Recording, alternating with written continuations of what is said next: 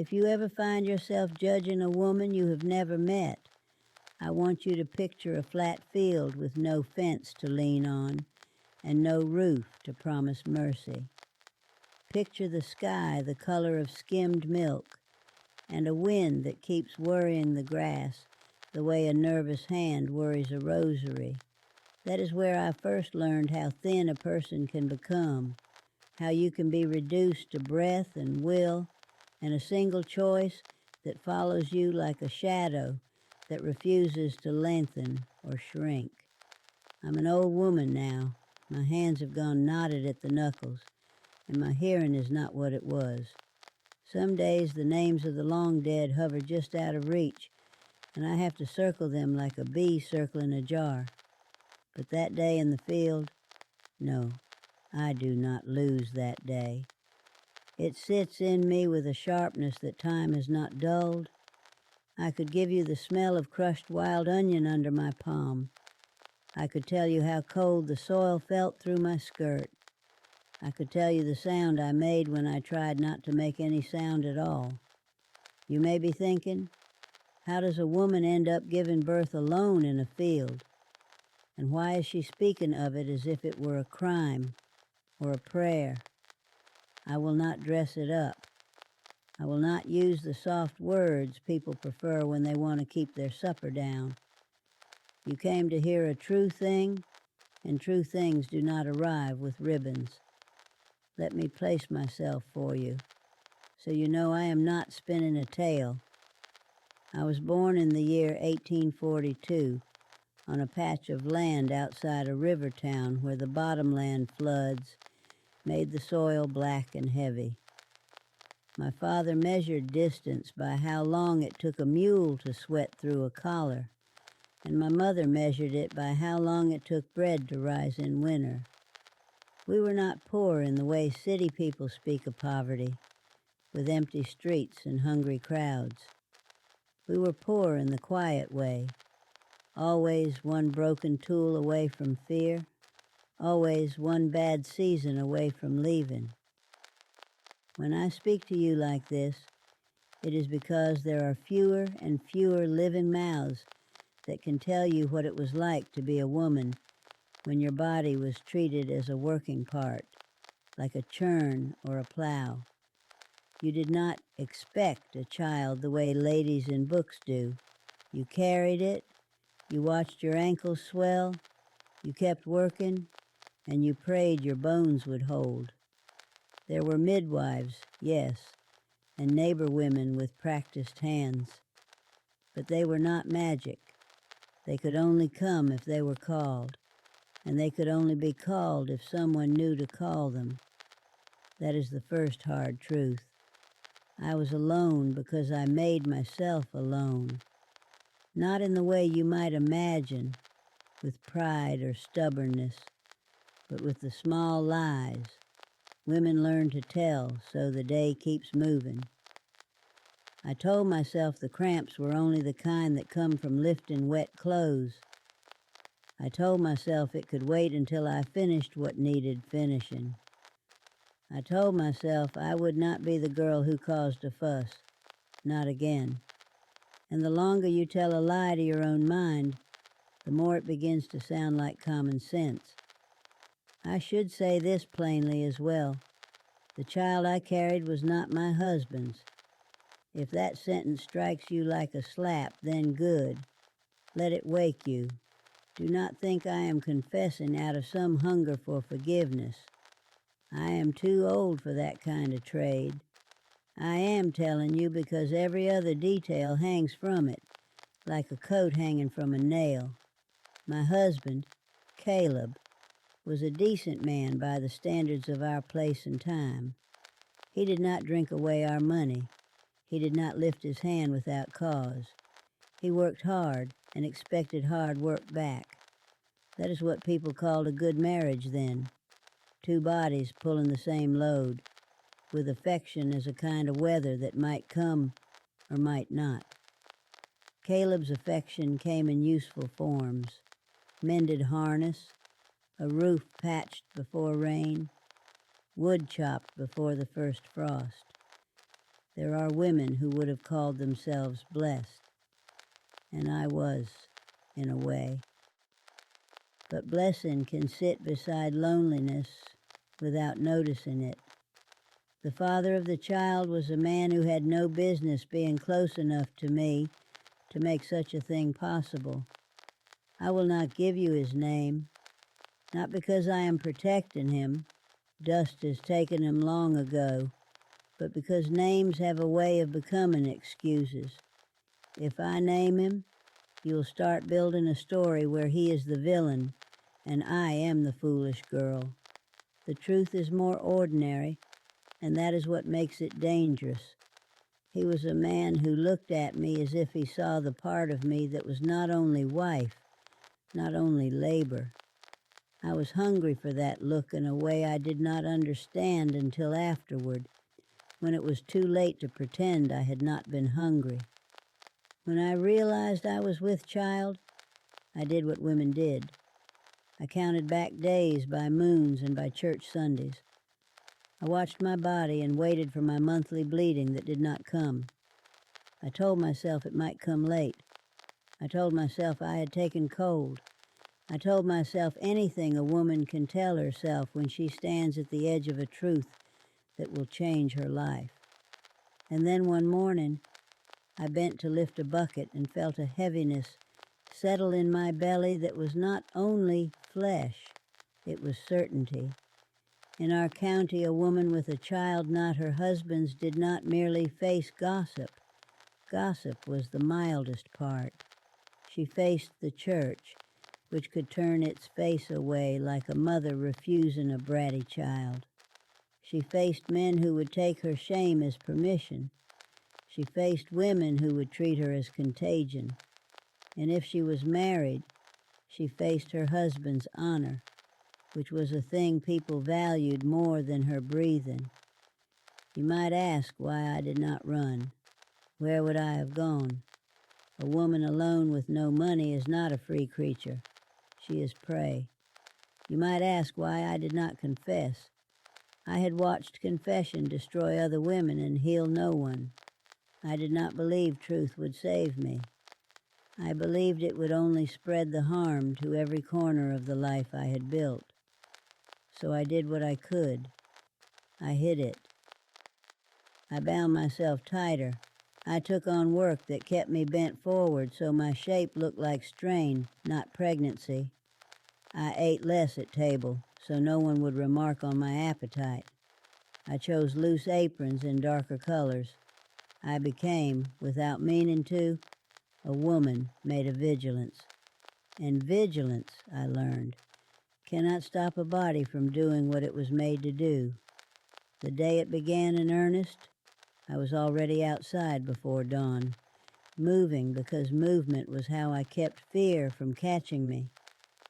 There had been a stretch of wet weather, and the mud in the yard had sucked at my shoes. I remember the chill in the air and the way my breath showed white, like smoke from a small fire. I remember thinking, absurdly, that if I worked fast enough, I could outrun whatever was gathering inside me. I did not. No one does. The first true pain came like a tightening rope, low and deep, and I froze with my hands in a wash tub, fingers wrinkled from cold water. I waited for it to pass. It did. I told myself I had imagined it. Then it came again, more sure of itself, and this time it left me with a dampness on my skin that was not water. I set the laundry aside and went to the field path because there was something I needed to fetch. What was it? A spool of twine, I think. Or perhaps I told myself it was twine, so I had a reason to be away from eyes. Memory is honest in its feeling, if not in its small particulars. What I know is that I chose distance. I chose open land. I chose a place where no one would hear me, because the sound of a woman in labor is not a sound a community forgets. I walked with my hands pressed to my lower belly, as if I could hold the child in by force. Each step jarred my bones. The grass was slick with moisture, and the air smelled of earth turning. The sky remained that pale, pitiless color. Somewhere, a crow called, and the sound made me think of churchyard soil. I reached the low place in the field where the ground dipped and the weeds grew tall. There, hidden by stalks and distance, the next pain took hold and did not let go in the same way. It rolled through me like a wave that had learned my name. I remember thinking, with a calm that was almost strange, this is it. This is the moment I've been pushing away with my mind for months. And I remember, too, a second thought, colder and sharper. Whatever happens here will decide the rest of my life. That is where I will take you next, into the grass, into the stubborn work of staying quiet, into the part of a woman's life that is both ordinary and unbearable. The weeds there stood higher than my knee, stiff as broom straw, their seed heads dark with damp. I remember, because when the pain folded me, I put my hand out and grabbed whatever would hold, and what I caught was a stalk that snapped clean in my fist. It made me furious, that small betrayal of a plant. I needed the world to be steady for a little while, and even the weeds would not cooperate. I tried to breathe the way I had heard women breathe, slow, measured, like you were rocking a baby to sleep inside your own ribs. It is a fine notion, breathing. It sounds civilized, but when the body decides to open, it does not ask permission of notions. My breath turned ragged and shallow, and each time the grip eased, I could feel sweat cooling on my back beneath my chemise. You should understand what I had with me, because that is what a woman counts in such a moment. I had my skirt and petticoat, an apron, a shawl I had tied about my shoulders against the morning chill. In the pocket of my apron, I had a small knife, the kind used for twine and apples, and a handkerchief that still smelled faintly of lye soap from the wash water. No clean sheets, no kettle, no warm hands, no one to tell me, you're doing it right. Only the sky and the field and my own stubbornness. I lowered myself to the ground because my legs shook and because I had been taught, without anyone ever saying it plainly, that a woman should keep her troubles low. Sitting there in the wet grass, I could hear the far-off sounds of a farm waking, a rooster giving its harsh complaint, a gate creaking somewhere, the dull thud of something heavy set down. Those noises did not comfort me. They made me feel as if life were going on in a different country. There is a particular fear that comes when you know you have misjudged time. It is not like fear of a storm you can see coming. It is more like realizing you have stepped off a porch in the dark and there is no step beneath your foot. I had thought I had weeks left. I had told myself it could not be now, not here. But my body did not consult my counting. I tried to stand and walk back. God knows I tried, because my first instinct was still to hide, to make it home, to get behind walls and doors where I could at least be alone in a respectable way. I made it perhaps a dozen steps before another contraction drove me bent at the waist, one hand braced on my thigh. A low sound came out of me, and I bit the inside of my cheek to swallow it. I tasted blood and copper. The field did not care what noises I made, but I cared. Shame is a strange companion. It follows you even when no one is there to see it.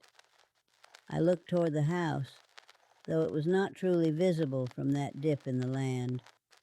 In my mind I could see it, the plank walls, the smoke-dark chimney, the yard with its churn of mud and straw.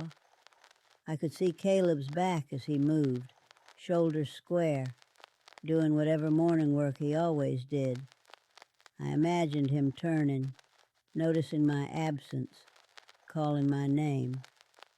Then I imagined what would happen if he found me in the field with my skirts up and a child between my legs, and my throat tightened so hard I could barely breathe.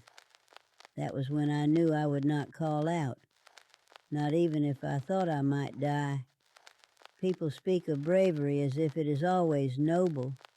Sometimes it is only terror choosing its least painful shape. The pains came closer together. Between them I had moments of dreadful clarity, like air pockets in deep water. In one of those moments I thought of my mother's hands, red and cracked from lying cold, and how she had once said, as if it were a joke, "A woman can do near anything if she must." At the time I had laughed, because girls laugh at hard sayings to pretend they're not afraid. Now, alone in the weeds, I understood she had not been joking. I began to do what small preparation I could. I spread my shawl on the ground as best I could, though the grass pushed up beneath it and made lumps. I pulled my skirt up and tucked the fabric into my waistband, clumsy with shaking hands. The air touched me in places that were never touched by air, and it made me gasp. I folded my handkerchief and set it near my knee. I took out the knife and placed it on the shawl where I could reach it without looking. I remember thinking, with a kind of bleak practicality, that if I passed out and woke later, I did not want to be hunting for the blade in the grass. The next contraction did not feel like the others. It felt like my whole body had become a fist. I bore down because something in me pushed, and it was not a choice. I braced my heels into the earth and tried not to slide. Mud crept onto my soles. The smell of the soil rose strong and living and mixed with the sharp salt smell of my sweat. Time began to misbehave. There were minutes that stretched like taffy and then vanished. I remember noticing the beads of moisture on a spider web between two stalks and thinking, foolishly, how pretty they were. I remember a bee landing on a wildflower and working calmly as if nothing in the world were wrong. That calmness nearly broke me. I wanted to shout at the bee, at the sky, at God himself. Do you not see what is happening? I pressed my palm low against myself and felt something that was not my own flesh as I had known it. A rounded hardness, a pressure that made my vision flicker at the edges. Panic rushed up, hot and sudden, and for a heartbeat I could not think. Then another thought, steadier, came in like a hand on my shoulder. You're already in it. Panic will not lift the weight. So I made myself listen to my own body the way you listen to a horse that is about to bolt. Firm, attentive, without mercy. I waited for the next wave and tried to meet it instead of running from it. I counted in my head, not numbers the way a schoolteacher would, but words. Now and again, and hold, and let go. My mouth kept forming silent prayers I did not quite believe, because belief was less important than the rhythm of asking. And still, through it all, there was that other thread in my mind, the one I could not cut. What would I do when the child came? Not in a soft, sentimental way, in a practical ruin and survival way. The decision was not waiting for me in the future. It was already sitting beside me in the weeds, patient as a snake. A stronger urge seized me, and I felt my body open farther than I thought a body could open without splitting in half. I gripped the shawl so hard my fingers cramped. Somewhere, in the higher part of the field, a gust moved through the grass and made it hiss. That sound, that simple sound, was the only witness I had when I felt the first true descent, the beginning of the child's arrival. I leaned back on my elbows, eyes fixed on the blank sky, and I whispered, finally aloud, words meant for no one but whatever part of me might still be reachable. Stay with me. Stay with me. When I whispered those words, I meant them for my own mind as much as for my body, because the mind, in pain, tries to climb out of the body like a frightened cat up a curtain. I could feel mind doing it, slipping toward blankness, toward the temptation to not be present for what was happening. But I had heard too many stories, spoken in low tones over quilting frames, about women who went away in labor and did not come back. So I anchored myself with the small facts around me, the grass tips shining with damp, a cloud of black soil split by last week's plow, the edge of my apron string biting my waist. I told myself, this stalk, this smell, this cold air, these are real, so you are real, and you must stay. The next contraction lifted me clean out of my own softness. I bore down hard enough that my throat made a sound I could not swallow, a raw animal note. I clapped my hand over my mouth at once, as if I could push the sound back in. Then I realized how foolish that was. There was no one to scold me for noise. Still, the habit of being quiet had roots in me. Silence had kept me safe before. I believed it might keep me safe now. I shifted my hips on the shawl, trying to find a position that did not feel like it would tear me in two. I'd seen a cow calve once, and I hated myself for thinking of it, but the mind snatches any comparison it can. The cow had lowed and strained, and then, at last, the calf had slipped free into straw. I'd been a girl then, standing behind a fence rail, thinking only how wet and astonished the calf looked. I never imagined I would envy the cow for having a barn, for having someone there with a pail of warm water. I reached down again, fingers trembling, and touched the crown of a head, or what I thought was a head. Hair, slick and fine. That touch jolted something in me. Fear, yes, but also a terrible tenderness. The child was not an idea anymore. It was a person pushing into the world through my flesh. Easy, I said. Another foolish thing, as if a newborn could take instruction before it had taken air. But speaking steadied me. My voice sounded strange in that open place, swallowed by grass and sky. I waited for the next wave. It came fast, with little mercy between. I bore down and felt burning, the kind that makes your eyes water and your teeth clench. I thought, this is where women split. This is where they die. Then I thought, no, not today, not here, not with no one to even close my eyes. I tried to remember any scrap of midwives' talk I had overheard. Warm cloths, clean hands, keep the baby's nose clear, tie the cord. I had none of the proper things, but I had my own hands, the handkerchief, the knife, and the stubbornness that had carried me through winters when the corn bin looked too shallow. Another contraction rose like a tide, and with it came a sensation I can only call release, an awful loosening, like a knot giving way after you have pulled and pulled. The head slipped farther. I felt it move, then stop, then move again. My body worked in its own rhythm, and I was both inside it and watching from a distance, as if I were an older woman already remembering. When the head was out, I panted like I had run uphill. I did not feel relief, only a new panic. What if the shoulder stuck? I'd heard of that too. Women saying the baby would not come, and then later, no baby crying.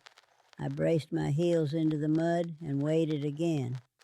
I did not push until my body demanded it. Then I pushed with everything I had left. There was a slick sliding, a sudden lightness, and the rest of the child spilled into the world, wet and warm and shockingly heavy in my hands. For a heartbeat, there was no sound at all, no cry, not even a faint complaint. The quiet was so complete it seemed to press on my ears. I lifted the child close to my face, blinking sweat out of my eyes. The skin was bluish, the limbs drawn tight.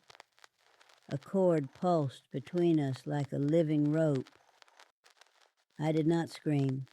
I could not. I rubbed the child's back with my palm, firm, not gentle, the way you rub life into cold hands.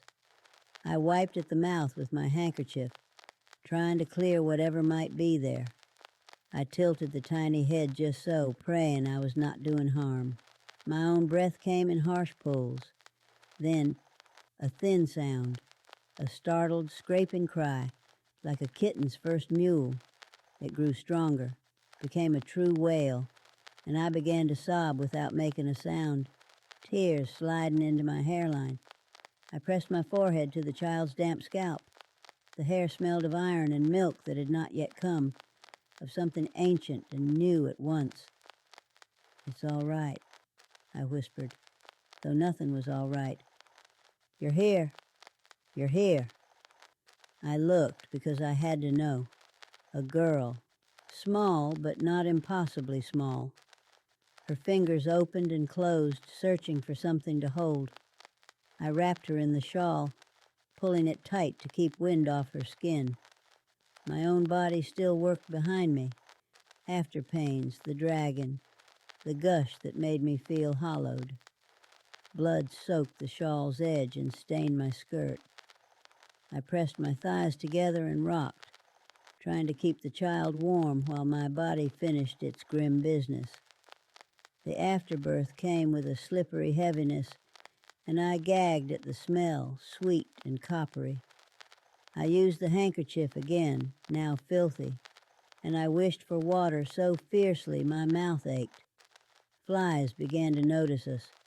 I waved them away with the back of my wrist, anger flaring. Even insects wanted their share. Then there was the cord.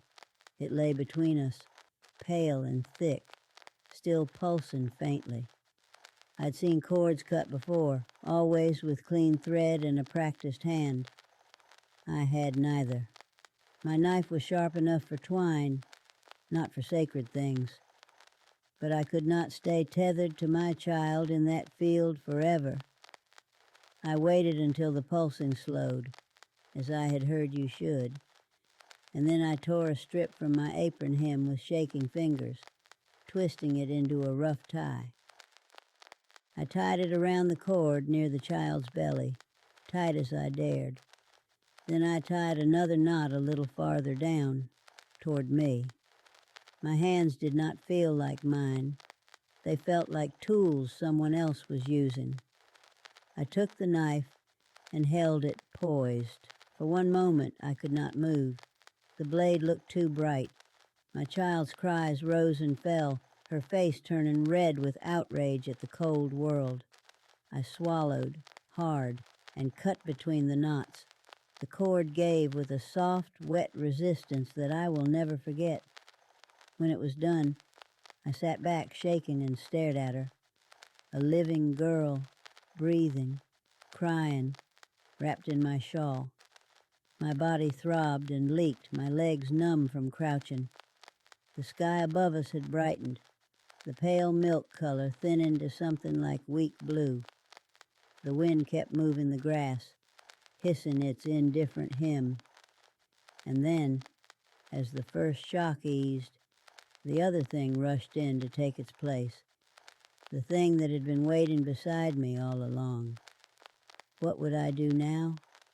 Because giving birth alone in a field was not, in truth, the hardest part. The hardest part was what came after, when I had to stand up with my blood still running and decide what kind of woman I would be for the rest of my days. I sat there with her bundled against my chest and felt the world tilt, as if the field itself had shifted, and I had to learn new footing. My thighs trembled when I tried to draw my knees up. The muscles in my belly fluttered and clenched in little aftergrips, and each one brought a fresh warmth of blood that made my skin crawl. I remember the strange contrast of it, the baby's heat, fierce and pure, pressed to my ribs, and the cold air licking the wet places between my legs. The crying was what frightened me most at first, not because I did not want her to cry, but because sound carries. A field seems empty until you put a human voice in it. Then you realize how far it can go, how it can skim over the ground like a thrown stone. I held my hand over her mouth for an instant out of reflex, then snatched it away, horrified at myself. She needed air, not my panic. "Hush," I whispered, and my voice cracked. "Hush, little one." I did not know any proper lullaby. I only knew work songs and hymns, and even those came to me in broken pieces. So I rocked her and rocked myself, as if motion could smooth over consequence. The grass around us was flattened in a rough circle from my shifting, and the shawl, my one decent thing, was stained dark in places. My handkerchief was beyond saving. I thought of my house, of the clean corner where I kept mending, and I felt a flash of bitterness so hot it nearly gave me strength. All those years scrubbing and boiling and wringing, and here I was, half naked in mud, doing the most important work of my life with rags and a pocket knife. I tried to stand. I got halfway up and the ground swam. A cold sweat broke out over my lip. I sank back down, breath whistling. There was a moment, only a moment, when I wondered if I would simply lie down and let the day take me. It would have been easy to stop fighting. Easy, and in a twisted way. Clean. No explanations, no courthouse, no church elders, no Caleb's face turning to stone. But then the baby hiccuped, a small, helpless jerk, and my whole mind snapped back into my body. You see, I am not telling you this as a heroine. I did not stand in that field and suddenly become good. I stood there and became practical. Practicality is the mother of many sins and also of survival. I looked at her again, really looked. Her eyelids were puffy, her nose flattened from the passage, her mouth searching. The cord stump at her belly was tied with my torn apron strip, crude and ugly. She was mine in the way nothing else had ever been mine. And she was also proof that could undo me. I thought of Caleb first, because a wife always thinks of her husband first in our kind of life. Not out of love, though love was in there like a thin thread, but out of calculation. He would look at her and count months in his mind the way he counted feed sacks. He would know. Men were not fools about such things, not when their pride was at stake. Then I thought of the man whose eyes had made me weak, and with that came anger, sharp as the knife I had used, not at him alone, at myself, at the whole crooked arrangement where a woman's body could be judged as property and evidence in the same breath. The wind shifted and brought the smell of manure from some distant lot. It grounded me. It reminded me that the world did not pause for moral knots. Somewhere, a bell might ring later for dinner. Somewhere, children might be sent to fetch water. Somewhere, butter would have to be churned whether I lived or died. I began to plan in fragments because my mind could not hold a full plan yet. Fragment 1, I could not bring her home to my house. Fragment 2, I could not leave her in the field to die. Whatever else I might become, I could not do that. The thought of it made bile rise in my throat. I'd seen dead babies before, tiny coffins, the dull grief of it, and even in my fear I could not choose that kind of ending with my own hands. So what was left? A third thing people did not say out loud, but everyone knew existed like a back room in a respectable house. In our county there were women, quiet women, hard-eyed women, who took in babies from trouble. They did it for money if money could be found, or for obligation, or because they had lost their own and could not bear another empty cradle. Sometimes a preacher's wife would arrange it through whispers and folded notes. Sometimes it was done through a midwife who knew how to keep her face smooth. The baby would be said to be an orphan, or a cousin's, or brought from another town. Lies stacked like cordwood. But to use that hidden doorway, I had to get her to someone who could take her, and I had to do it without being seen carrying a newborn wrapped in my shawl like a stolen loaf. I held her tighter and listened. The farm sounds had grown clearer, a wagon creaking, a man calling to a horse, the faint clatter of a bucket. Morning was well underway. If I waited too long, someone would come into the fields for work. If I moved too soon, my legs might fail under me and I might drop her. I made myself drink air like medicine, in through the nose, out through the mouth, slow. I pressed my palm between my legs, wincing at the tenderness, and shifted the shawl so the baby's face stayed uncovered. She had gone quieter, the fury of her first crying spent for a moment. Her mouth made small sucking motions. She wanted milk I could not give her yet. Listen, I told her, as if she could understand. I'm going to get you warm. I'm going to get you fed. I'm going to do one thing right if I never do another.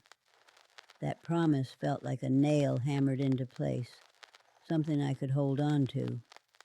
I forced myself up again, slower this time, using my knee as a brace. The world tilted, but did not fall. My legs shook as if they belonged to someone older than I was. I took one step, then another, each step a careful bargain with pain. Blood ran down my inner thigh, cooling in the air. I clenched my jaw and kept walking. I did not go toward my house. I turned instead along the low line of the field, keeping to the dip where the weeds hid me. There was a stand of cottonwoods near the creek, and beyond that, a rough track that led to the backside of the churchyard. Not the front path where people came and went, but the narrow way used for hauling wood and sometimes for burying what no one wanted to speak of. I had one name in my mind, Sister Agnes Crowley, the midwife. She was not a nun. People called her sister because she had a way of speaking like she had authority from God, and because she had buried more babies than she had baptized. She lived in a small cabin behind her son's place, and she took payment in eggs, in cloth, in whatever you could spare. She also knew how to keep a secret if it suited her sense of order. If I could reach Agnes without being seen, I might keep my life from shattering in public. I might place my child into another woman's arms and walk away with my face still arranged as wife. It sounds monstrous when I say it plainly. It was monstrous, and it was, in that moment, the only way I could see to keep the child alive and keep Caleb from killing either of us. So I walked step by step, through grass that slapped my calves, and through a wind that seemed to whisper, "Go on, go on." The baby's weight was small but absolute. My arms ached. My body felt emptied, yet my mind was crowded with one question I could not answer. Would she someday hate me for what I was about to do? The cottonwoods came into view, their branches black against the brightening sky, and with them the creek's smell, green and cold. I kept my eyes on that line of trees as if it were a doorway, and I told myself I was not abandoning her. I was delivering her. I was choosing her life over my own comfort, even if I had to cut my heart to do it. And as I neared the creek, I heard a voice, close enough to raise the hair on my neck, calling out to a horse, sharp and familiar. A man was on the track ahead. I stopped so fast my knees nearly buckled. The baby shifted in my arms and gave a small, offended grunt, as if even she could sense danger. I tightened the shawl around her and pressed my cheek to her forehead, pretending the gesture was tenderness and not a way to muffle any sound that might betray us. The voice belonged to Ezra Pritchard. He was a neighbor in the broad sense, broad enough to include anyone within a long walk and a shared creek. Ezra hauled timber when there was timber to haul and did odd work the rest of the year. He had a habit of singing hymns when he was alone, off-key and loud, as if he believed volume could make up for a weak tune. I knew his wagon, too, one back wheel with an iron band that rang against a loose nail, a sound you could pick out from a distance once you'd heard it often enough. I could not let him see me, not because Ezra was a cruel man, because Ezra was the sort who talked, not maliciously, just because words spilled out of him the way grain spills from a torn sack. A man like that could ruin you without ever intending harm. I stepped sideways into the weeds, sinking into that dip of land like a creature that belonged to it. The grass brushed my face. It smelled sharp and wet. I held my breath and listened. Ezra's wagon creaked closer. I heard the horse snort, then the clop as it adjusted its footing near the creek crossing. Ezra muttered to the animal, then spat. The sound of it hitting mud plain as a slap in the quiet. My heart beat so hard, I thought it might shake the baby awake into a full cry. In that moment, a thought came to me, quick and cold. If he sees the child, everything ends. Not someday, now. The field, the secret, my marriage, my life as I knew it. Caleb's face rose in my mind, not angry yet, but blank, which was worse.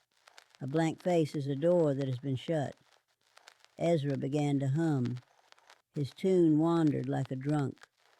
He was close enough now that if I lifted my head, I might see his boots on the wagon plank. The baby opened her mouth. I felt the tiny jaw shift against my collarbone. I prayed, not nicely, not with any church language, just with raw will. Don't, don't, don't. She made a sound anyway, a soft little bleat, more question than cry. Ezra's humming stopped. The horse stamped once. Ezra said, "What in the—" My blood went cold. I pressed my hand, trembling, over the baby's back and drew her tighter into the fold of shawl, careful not to cover her face. I tried to make myself smaller than a woman can be. Ezra shifted on the wagon seat. Leather creaked. I could hear him leaning, listening. "Hello?" he called, not loud, but the word cut through the grass like a knife. I did not answer. He waited. The creek gurgled. A crow called from somewhere behind him. Then again, as if mocking my silence. And then by some mercy I still do not fully understand, Ezra laughed under his breath. "A lamb," he said, as if solving a puzzle. "Must have got out again." He clicked his tongue at the horse. The wagon lurched forward. The loose iron band rang its ugly little ring. The sound receded, one beat at a time, until it was swallowed by distance and wind. Only then did I let myself breathe. I stayed crouched in the weeds long after he was gone, because terror has its own afterpains. My legs cramped, my arms burned from holding the baby so tightly. When I finally shifted, my muscles complained like old rope pulled too hard. The baby's eyes, blue-gray and unfocused, blinked up at me. She was not crying now. She looked in her newborn way as if she had already learned something about silence. "I'm sorry," I whispered. "I'm sorry for pulling you into my fear." That was the first time I apologized to her. It would not be the last. When I stood again, the world seemed brighter, the sky more open, as if it were daring me to be seen. I moved slower, keeping to the low ground, timing my steps between the sharper twinges in my belly. Each jolt sent a sour taste up my throat. I knew I needed water, and soon, but I could not stop at the creek like any sensible person. I could not risk being spotted bent over the bank with a baby at my breast, like some wild thing. So I kept walking with my tongue dry and my throat tight. The churchyard came into view through the trees, its fence line uneven, posts leaning as if tired. Behind it ran that narrow track I had meant to take. I followed it, boots slipping in soft places, until I reached the stand of sumac that hid the path to Agnes Crowley's cabin. Her place was not much to look at, a low structure of rough boards with a stone chimney, set back from her son's larger house. Smoke curled faintly from the chimney, which meant she was awake and had a fire going. That small sign, smoke, felt like salvation. I approached from the side, staying off the open yard. My heart hammered again, this time with urgency rather than pure fear. I could not knock like a caller. I could not walk up bold as daylight. So I did what women did when they needed help without witnesses. I came to the back door and tapped in a pattern, two quick, one slow. Something Agnes had once told me to use if ever you're in a fix. The door opened a crack. Agnes's face appeared, lined and watchful, her gray hair pinned back tight. Her eyes took me in at once, my muddy hem, my strained posture, the blood on the shawl. Then her gaze dropped to the bundle in my arms. For a long beat, she said nothing. The fire behind her popped softly. I could smell wood smoke and something simmering, herb tea, perhaps. Finally, she spoke, low and flat. "Lord, have mercy," she murmured, not as a prayer, but as a judgment. "Agnes," I said, and my voice sounded like it belonged to another woman. I swallowed, because words were suddenly heavy. "I need you to take her, just for a little while. I will pay you. I will—" Agnes opened the door wider. "Come in before you fall," she said. Inside, the cabin was warm in a way that made my skin sting where it had been cold. Agnes shut the door behind me and turned her sharp eyes back to the baby. She did not reach for her yet. Instead, she looked at my face as if reading a ledger. "Is your husband aware?" she asked. "No," I said. "And you mean to keep it that way?" I nodded once. I could not trust myself to speak. Agnes drew in a slow breath through her nose. "Sit," she ordered, pointing to a chair near the hearth. "And mind me, if you're going to do what I think you're about to do, you will do it cleanly and you will do it fast. The longer you dither, the more people get hurt." The baby squirmed. A thin cry started. Agnes's mouth tightened. At last she held out her arms. "Give her here," she said, and there was something in her tone, no softness, but a kind of stern competence that made my chest ache. I lowered the bundle into her hands, careful, reverent. For one heartbeat our fingers touched, my skin cold and sticky with blood, hers dry and warm from the fire. The moment the baby left my arms, My body understood what my mind had been refusing. My knees gave way. I grabbed the chair back to keep from collapsing. A sound came out of me then, low and strangled, the noise of something tearing without any blood. Agnes adjusted the shawl, checked the cord tie with practiced fingers, and then looked at me again. "Now," she said, "tell me the truth I need to know, not all of it. Just enough to keep you alive. When did you deliver? Out where?" "In the field," I said. "This morning. Alone." Agnes's eyes flicked to my skirt, to the stains, to the way I held myself. "And you walked here," she said, as if tasting the fact. "Yes." She made a small sound of disapproval and respect tangled together. Then she turned, set the baby in a makeshift cradle, a box lined with old cloth, right near the warmth of the hearth, and came back to me with a cup of water. "Drink," she said. "Then we talk about what you can do and what you cannot do, because once a choice like this is made, it don't sit still. It keeps moving." I took the cup with shaking hands. The water tasted of tin and smoke. It slid down my throat like a blessing I did not deserve. And as the baby's cries softened near the fire, Agnes Crowley's next words landed on me like a stone.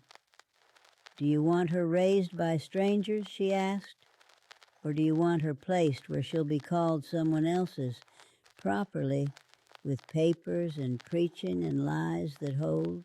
Her question hung between us like the smoke from her fire, thin but choking. Properly meant permanently. It meant trading truth for safety, a choice that could not be unmade. I stared into the rim of the cup, seeing the water tremble with the pulse in my wrist. The baby gave a tiny sigh from the cradle, her mouth forming a perfect oval as if testing the air. Even that small sound made Agnes glance her way with something between pity and calculation.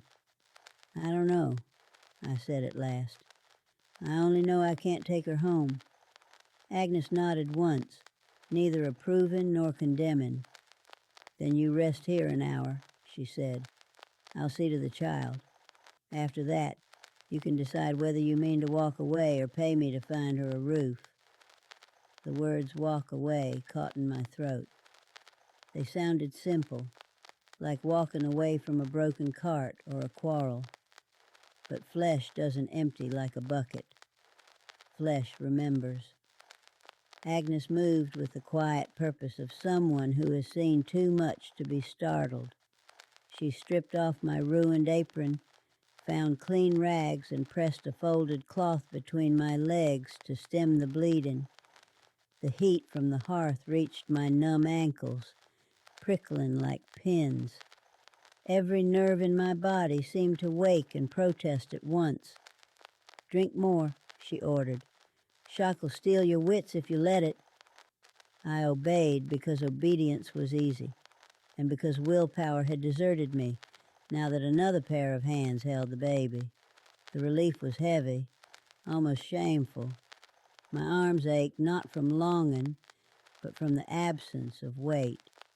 Outside, I heard men's voices in the distance, her son most likely, talking with a farmhand. Each rise and fall of their tone reminded me that life carried on regardless of what I'd done. I thought, somewhere Caleb is eating breakfast. Maybe he wonders where I've gone. Maybe he doesn't. Agnes came back with a basin of warm water. She forced me to wash. The blood on my thighs, the grime on my forearms. The water turned pink, then brown. "You'll live," she said simply, like a midwife pronouncing sentence. "But you'll carry the look of it for a while. No hiding that from a husband's eye." "I can say I fell," I murmured. "You can say anything, child," she said, wringing out the cloth. "The trick is saying it steady. Child." She called me that even though I was past 30. It struck me how many women never grew beyond being called someone's child, never earned a word of their own. After a while, I forced myself upright and watched her tending the baby. She worked without hurry, changed the shawl for a clean scrap of flannel, rubbed the tiny limbs with drops of warm tallow, checked the cord, the baby's skin pink deeper with each touch. "She's strong," Agnes said, almost grudgingly. "A fighter like her mother, whether you like that truth or not." The sound of mother hit me harder than pain. I looked away to the window, where sunlight gathered on the shelf of jars. Roots, herbs, something unknown floating in cloudy liquid. The smell of dried sage covered the sour scent of blood. "What happens if I pay you?" I asked finally. Agnes didn't turn. "Depends what kind of life you want her to have. There's a family west toward the ridge. Lost a baby last winter. They'd take her as their own if I say the right words. Or I can place her with a woman in town who wet nurses for wages. Then she'd grow up knowing she was a boarder, not blood. Either way, she gets milk and a bed. You get silence." Her bluntness emptied the air. My heart began to thud again, slow and deep. "How much?" I whispered. Agnes named a price that sounded both small and impossible. I reached into the pocket of my dress, pulled out the small linen pouch I kept for emergency coins. Caleb's egg money, really. I had meant to spend part of it on lamp oil next week. The coins clinked against her palm like a confession. She closed her fingers around them. "I'll see to it," she said. "But listen to me, girl. You can't come asking later, not even to look. Once this door shuts, it stays shut." Her words sliced clean through me. No looking, no name, no trace. I nodded because there was nothing else to do. The decision had to live somewhere, and apparently it had chosen me. Agnes turned back to the baby. "She'll need a name to carry," she said. "You give it, or I will." For a moment my mind was blank. Then without thinking I said, "May." It was the month when wild violets bloom, the month when everything pretends innocence. "May," Agnes repeated as if testing the taste of it. "All right then." She pulled the cradle nearer the fire and began to hum under her breath, something slow and tuneless but steady. I realized she was trying to soothe me as much as the child. The warmth, the hum, the exhaustion, all of it pulled me down into a shallow sleep. I dreamed of walking through rows of dry corn, hearing an infant cry behind me but never turning. When I jerked awake, sunlight had climbed higher on the wall. Agnes stood by the door, cloak pinned and basket in hand. "I'm going now," she said. "Her new mother lives close enough that I can be back before dark. You'll wait here till your legs can carry you." She spoke it as fact, not request. I tried to rise. "I should—" "No," she said crisply. "You shouldn't." The baby stirred at the sound and gave a soft cry. That single cry was enough to undo me. I reached toward the cradle, then stopped halfway, embarrassed by my own weakness. My hands hovered, useless. "Go on," Agnes said more gently. "Say what you need to." I bent over the cradle. May's tiny hand brushed my finger, a brief, startling grip, stronger than I expected. Her eyes blinked once, unfocused, but bright with reflected firelight. She had no idea who I was, not yet. "I don't ask for forgiveness," I whispered, "just for you to live." I let go before my nerve failed, before the part of me that wanted to snatch her up and run could win. Agnes wrapped May in a dark cloak, the baby's cries muffled against the fabric. She opened the door, Daylight poured in like judgment. "Close your eyes," Agnes said. "It'll be easier." I did. I listened to the sound of her steps fading on the path, to the creak of her basket handle, to the quiet that followed. I did not cry, not then. I sat by the dying fire and folded my stained hands in my lap, already rehearsing the story I would tell when I walked back, that I had taken ill, that I had slept late, that nothing of note had happened in the fields that morning. But no matter how carefully a woman builds her lies, she carries the truth in her gait. When I finally stepped outside, the sun hit my face like a slap. The world smelled of damp earth and lilac. I started the walk home, straight-backed and silent, every step taking me farther from the child, who had already begun to forget the sound of my heart. The road home looked entirely different on the way back. Every fence post and furrow seemed to belong to another life, one I had left behind without permission. My body still moved by habit, one foot, then the next, but it felt borrowed, as if the earth were uncertain whether to hold me up.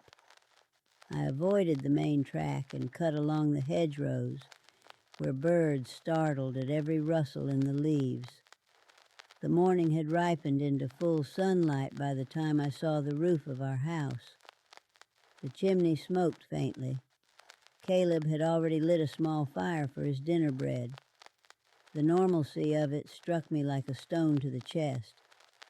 I paused at the fence, wiping my hands on my skirt, then touching them to my cheeks to cool the heat I felt rising there. My palms smelled of iron and smoke.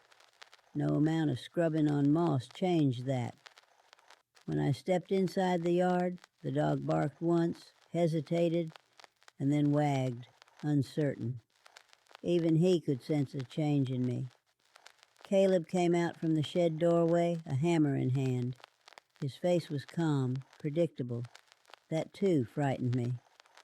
"You took your time," he said, not unkindly. "I thought maybe you'd gone round by the creek." "I did," I lied smoothly, steadying my breath. "I needed some air."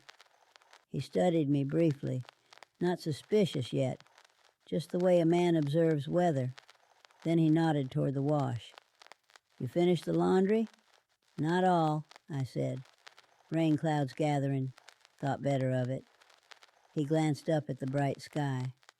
A pause, then he shrugged. "Suit yourself." That was the first test passed.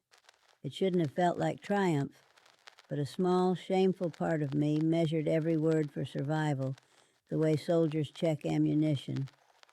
The rest of that day passed in a blur of ordinary tasks. I baked bread. I mended Caleb's sleeve. I sat at the table while he spoke of a neighbor's new foal.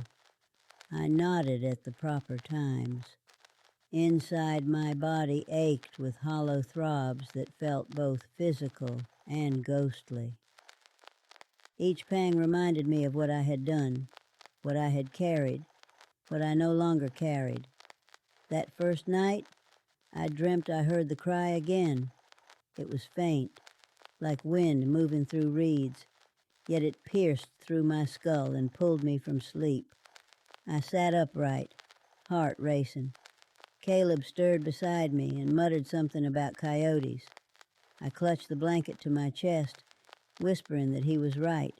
Yes, coyotes prowling. But in my throat the word May trembled unsaid. Weeks passed, the season turning greener. The neighbors came and went. No one called me changed. My secret stayed safely stitched behind my calm. Only my body betrayed me. Milk that came unbidden, the ache and dampness, the small betrayals of nature. I bound myself tight and turned my face from the mirror. I began to see shadows of May everywhere. Down by the well, a neighbor's infant in a blanket. At church, the wail of someone else's baby echoing against the rafters. Each sound pulled through me like wire drawn over stone. I learned how to smile without blinking. I learned to fold my hands so tightly the knuckles turned white. Then, months later, when harvest came, rumors arrived as they always did. Half-truths carried by women exchanging gossip under their breath. Someone whispered that old Agnes Crowley had taken in a foundling. No one cared much. Such things happened quietly and often. The poor orphan had been taken by a decent family, they said. A blessing, some called it. I kept my eyes on my needle when I heard that.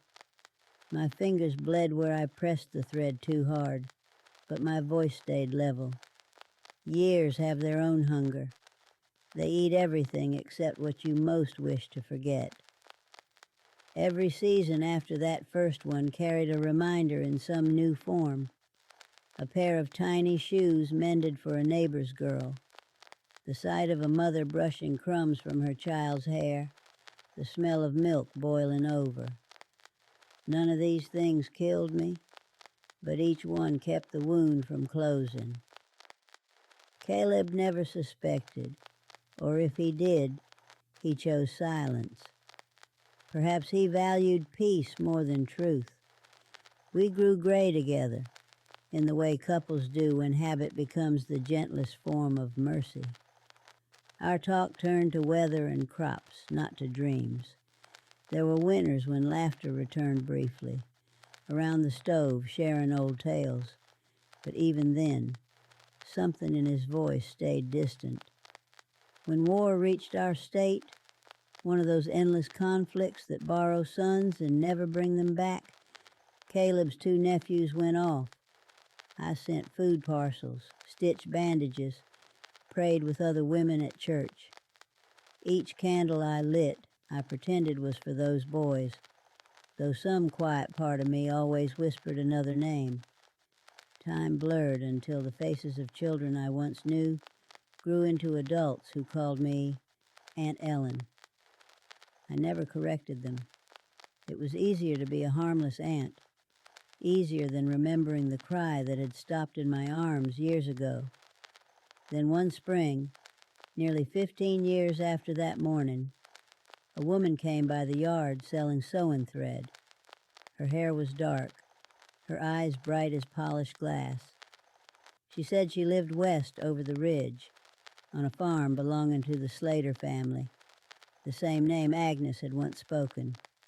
When she smiled, something familiar flickered behind her features, a kind of careless courage. I asked her age out of politeness. She said 16. My hands went still. She didn't notice. She talked cheerfully of weather, of the ride from town, of her ma and pa. Her voice carried that mixture of pride and wonder young people wear when the world still feels mostly safe. When she left, I found myself standing by the gate long after the dust from her horse had settled. A sound wanted to rise in my throat but found no shape. That night, I told Caleb a false story about an aching tooth so I could walk to the churchyard alone. I knelt in the far corner where no one wanders at dusk and pressed my palms to the damp earth. I didn't speak her name aloud. It felt like trespass, but I thought it so fiercely I half expected the ground to answer. Days passed. The world forgot that moment, as worlds always do. But I lived differently afterward. Something in me eased, though not completely. I began to greet neighbors instead of nodding. I caught myself humming again while baking. The song had no tune, just breath set to motion. It surprised me how ordinary forgiveness could look, how it arrived quietly, like the first frost that doesn't kill the last flowers but tells them their time is nearly done. I thought that was the end of it.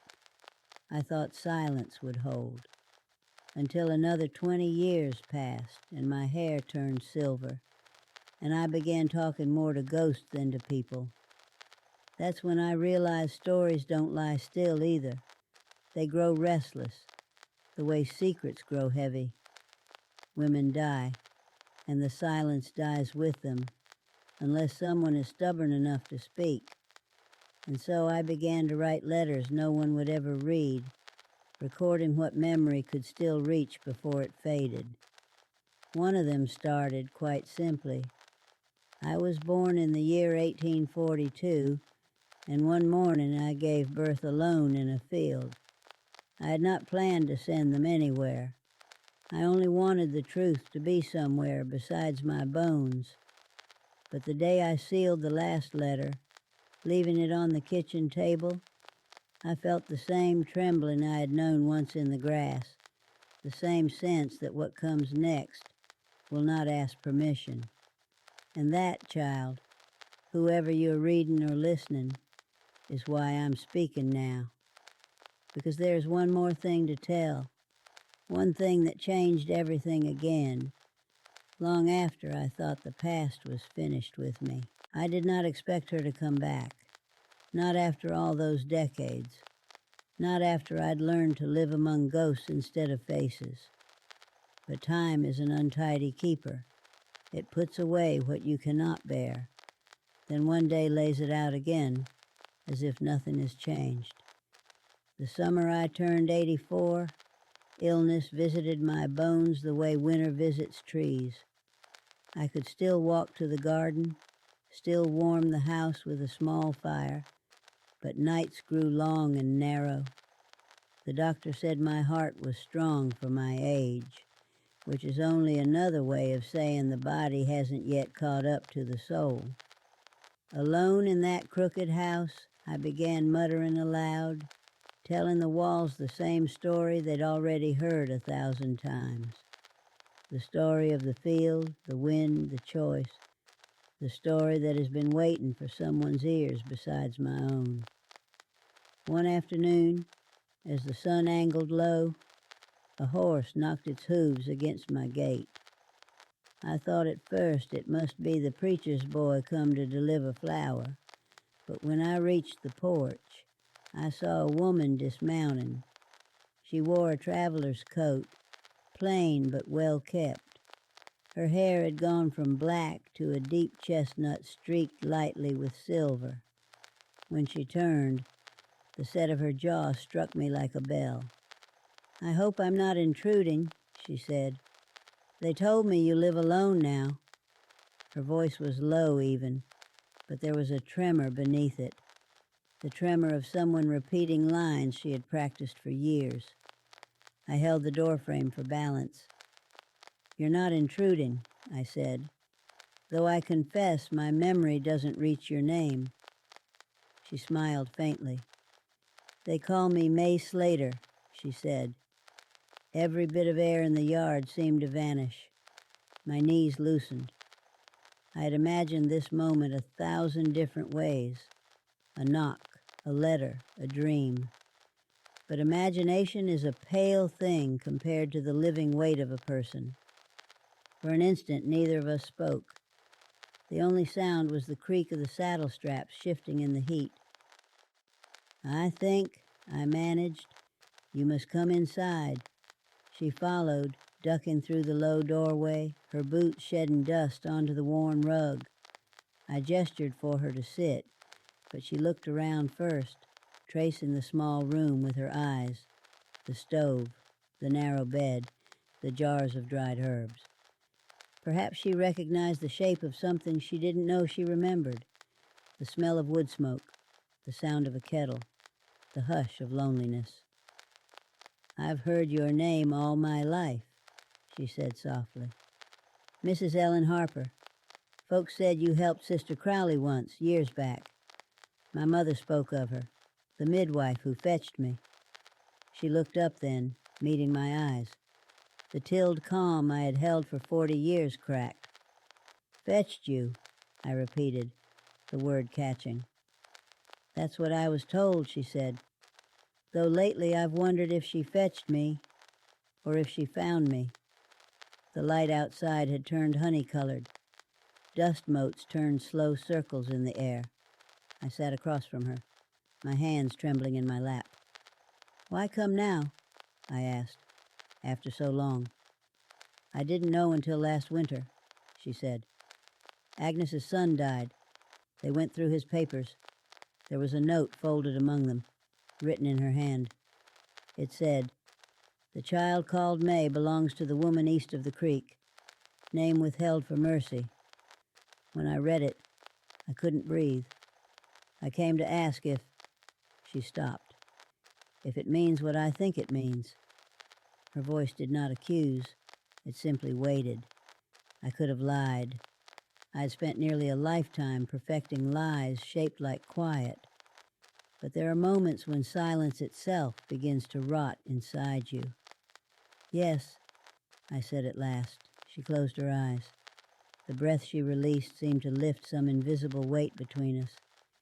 Then she sat still, neither weeping nor smiling, only breathing, as if learning new air. I told her the rest then, the morning, the field, the fear, the choice. Not every detail, some belong only to the dead, but enough that she understood what kind of woman I had been and what kind of courage or cowardice that meant. She listened without interruption. Once she reached across the table and hesitated, her fingers curling halfway before pulling back. When I finished, the kettle on the stove had boiled itself dry. The silence hummed like an old hymn that doesn't need words. "I can't say I understand it," she murmured finally, "but I see it. I see you." Those 4 words did what forgiveness never could. They named me real again. We spoke until darkness took the corners of the room.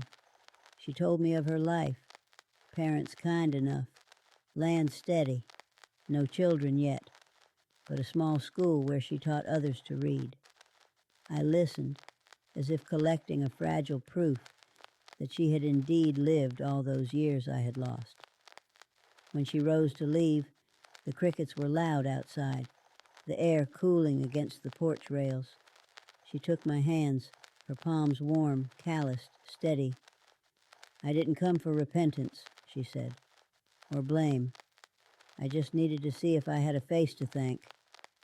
Her words trembled with an honesty I could not bear. "Don't thank me," I said. "Just keep living the way you already are. That's the only answer worth anything." She nodded, a small, solemn movement. Then she leaned forward and brushed her lips lightly against my temple, the briefest echo of a kiss. "Good night, Mrs. Harper." When her horse carried her down the road, I stayed standing on the porch until the shape of her vanished. The night deepened, and the air smelled of wild onion and cut hay, just as it had that morning in the field so long ago. I went inside and sat at my table, the same one where I had sealed my last letter. There was still a stub of pencil beside it. My hands shook, but I managed to write one final line beneath all the others. She found me, too. Now the house is quiet again, as it has always been, but I'm no longer waiting. If someone hears this story after I'm gone, perhaps reading one of those letters, perhaps listening to a cracked recording of my old voice, know this: silence keeps no one safe forever. Break it before it breaks you, because every secret, like every birth, demands its own breath in the end.